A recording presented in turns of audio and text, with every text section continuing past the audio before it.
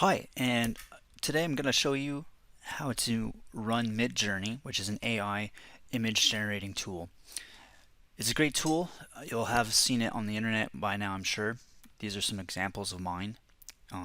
It's really easy to use, but a lot of people might not be familiar with the programs or the methods used to generate this or to even get it going. So this is where I come in. I'm going to show you a quick and easy way. So to start, we're actually going to get Discord going. If you have it already, it's as easy as adding a bot. If you don't know how to do that, I'll show you later in the video. Essentially, you're just going to go to support.discord.com or discord.com, and then it just generates that. At the very bottom, there's a download button, and essentially just brings you to the download area. Just click it, and Windows 7 or higher. Most people usually have that. I don't know if there's Mac OS support. I think there is. There's also support with apps, Android, iOS, and Linux. So once you have it installed, you're actually, if you haven't made a server before, it's actually really easy. I have mine, this one right here, but you'll actually go into the far left on the app. I don't know exactly where it is, but it's fairly similar. Just click add server and then create my own, follow the steps, and then once you have the server, it'll look a lot like how it does now with a general chat. And then you're actually going to go to the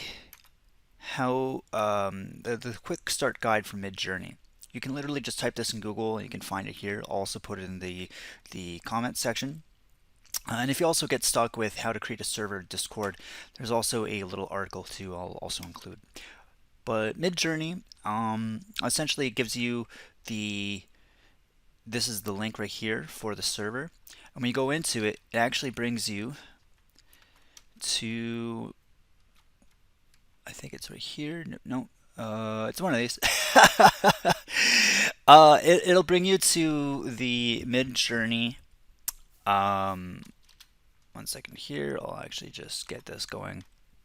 It'll bring you to the MidJourney server.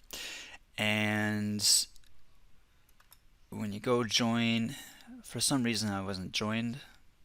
I was joined before. I'm not even sure what happened there.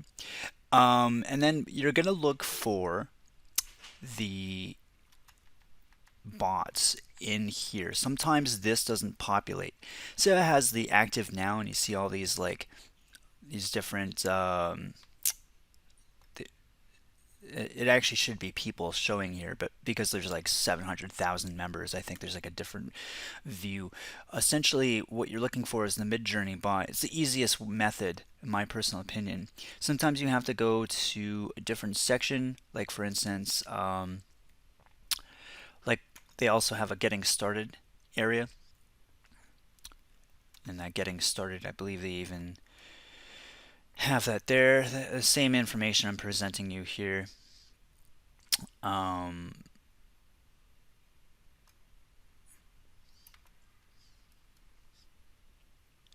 right.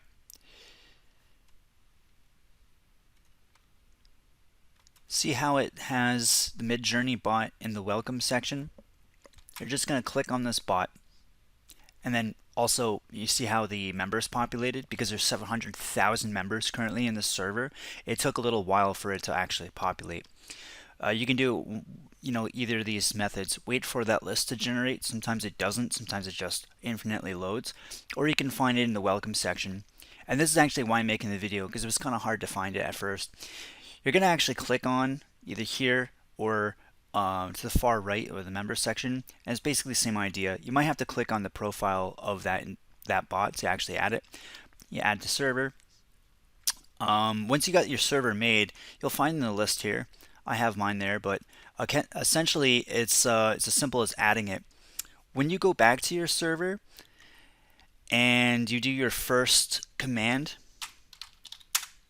and then you run your thing, it's actually gonna you're gonna have to do it twice. When you do it the first time, it'll ask you to do click on accept for terms of service, and the second time you're just gonna run the command. Commands are fairly simple. So in the user manual, they have all the different options that you can specify. So the basic functionality is /imagine, and that is going to start the prompt. Everything has to be inside the prompt, and you can just essentially just give it keywords to imagine, right? So you can, in this example, a forest spirit at night. But they also have these other things. You don't need them, but they're nice to have. This is also a reference. Now you can include your own images. What I've found in the past though is it doesn't actually use the exact image and like alters it.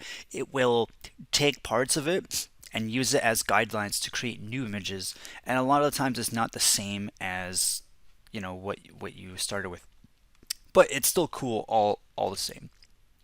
So you can really pass in all sorts of things. Now with what I did, you can see what I put in here.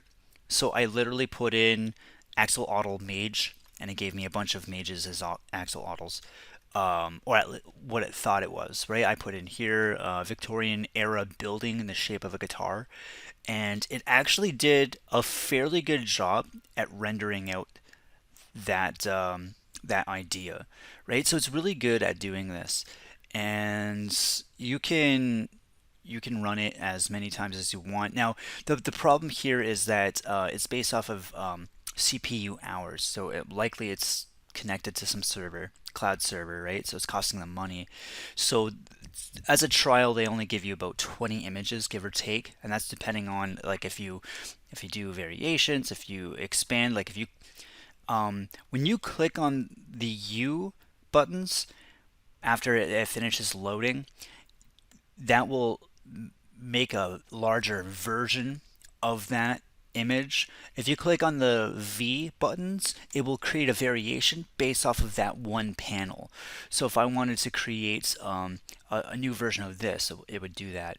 And I'll show you what I mean by that. So I think, yeah, for this one, I created a variation of panel 1. As you could see, the button's even selected, and then below that, it showed what it would look like as variations of that. So that's kind of what to expect. There's other options. So I have it selected as fast, but you can actually have it set to private, public. You can have it set to all sorts of different things and parameters that are listed in the manual. So if you want to really get some fidelity going, you can go through this manual and see what you can do to alter it. Really, you don't really have to do much, but there's so many there that it'd be worth to actually look into. They do have a membership, so when you go into billing and licensing, this is kind of like what to expect. And I've seen some people have some problems with the membership, so because they're a new startup, I would imagine that this is going to be a bumpy ride, but I'm sure they'll smooth it out later. Um, I would say the best value is really the basic membership. Unless if you're a company that needs more than 200 images, this would probably be the best. It's kind of like a Netflix account, so you can cancel at any time, but the free one, it gives you 20 images, so you get to at least try it out. That's essentially it. Have fun. I want to see what you guys do with it, and really have fun with this and see what you got. You can include your own images, so it's something that I think that it would at least give you inspiration for your own drawings. Obviously, don't pass them off as your own because that you know it's tempting to do that, but of course, like people are going to catch on fairly quickly that people are using MidJourney. It's actually quite popular right now, so it's taking the world by storm. Anyway, thanks for watching, and if you have any questions or if you want to see other videos, let me know.